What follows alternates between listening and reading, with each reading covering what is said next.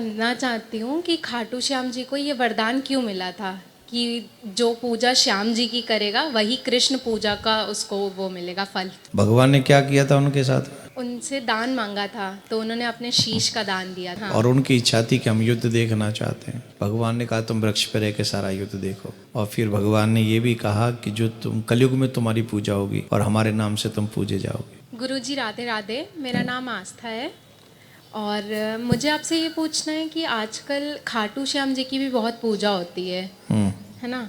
तो कृष्ण जी ने उन्हें अपनी उपाधि दी थी कि जो उनकी पूजा करेगा वही खाटू श्याम जी की जो पूजा करेगा वो कृष्ण पूजा मानी जाएगी। तो हम इसके लिए आपसे पूछना चाहते हैं कि उनको इतना बड़ा वरदान मिला था, आप उसके बारे में मुझे कुछ बताइए। नहीं, आप क्या पूछना चाहती हो? क्वेश्चन क्या है आपका? मैं जानना चाहती हूँ कि खाटू श्याम जी को ये वरदान क्यों मिला था कि जो पूजा श्याम जी की करेगा वही कृष्ण पूजा का उसको वो मिलेगा फल। उसके पीछे रीजन ये है, उनका नाम है बब्बरीक। बर्बरीक, हाँ है ना? मैंने सुना है। सुना है? हाँ। भगवान ने क्या किया था उनके साथ? उनसे दान मांगा था तो उन्होंने अपने शीश का दान दिया था। शीश का दान दे दिया। हाँ। और उनकी इच्छा थी कि हम युद्ध देखना चाहते हैं। हाँ। है? फिर वो युद्ध तो देखा ही नहीं बेचारे ने। भगवान ने कहा तुम वृक्ष पर रह के सारा युद्ध देखो, यही है ना। हाँ। और फिर भगवान ने ये भी कहा कि जो तुम कलयुग में तुम्हारी पूजा होगी और हमारे नाम से तुम पूजे जाओगे।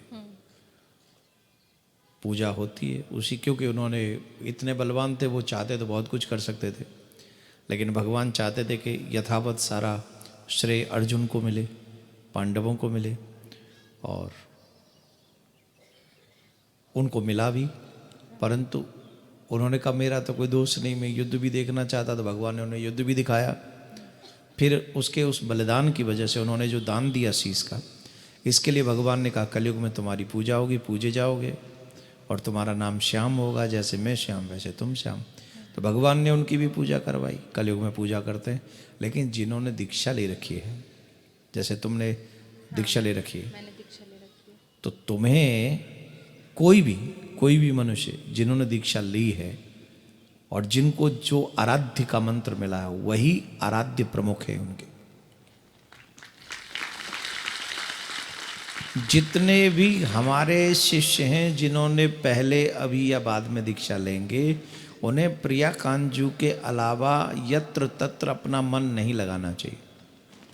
सिर्फ प्रिया कांजू में ही अपना चित्त लगाना, इन्हीं में त्रिलोकी बसे। और एक गजब की बात है, श्री कृष्ण ने डायरेक्ट कहा है मैं ही भगवान हूँ।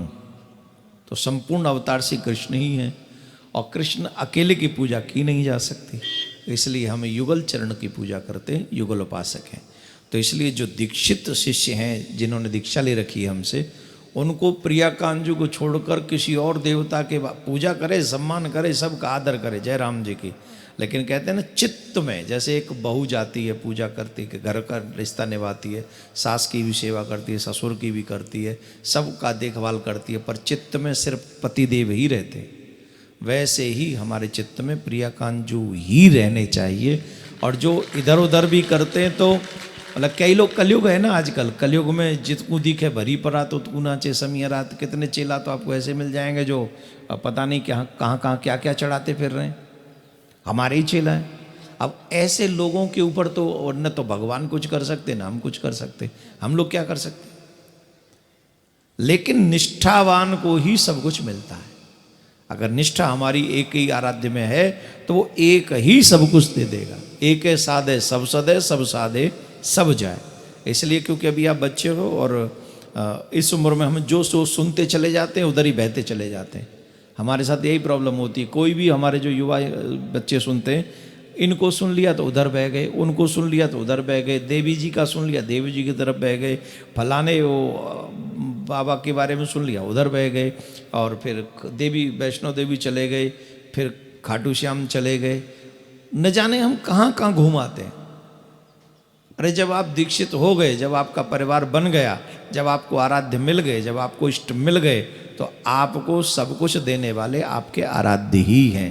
तो जिनको जहाँ से दीक्षा मिली है, जिनको जहाँ से दीक्षा मिली है, उन्हीं में अपना चित्त लगाना चाहिए, ऐसा हमारा मानना है। ठीक है, थैंक यू, राधे श्याम।